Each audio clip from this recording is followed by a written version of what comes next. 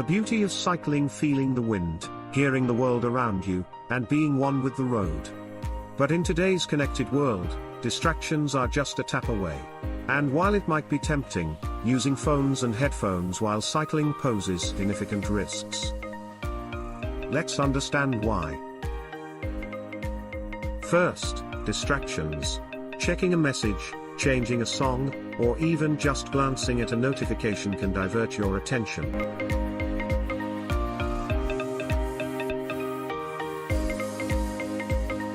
Your ears are as vital as your eyes when cycling.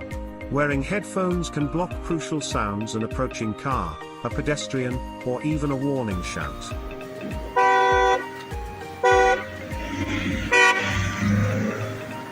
So, what's the safe way to stay connected? If you need navigation, use a mount. It keeps your hands free and the route in sight.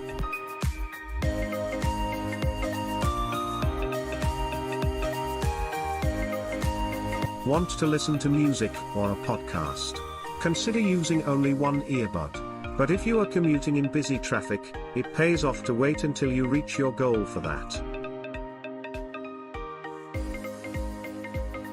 If you must check your phone, take a moment, pull over safely and give it your full attention.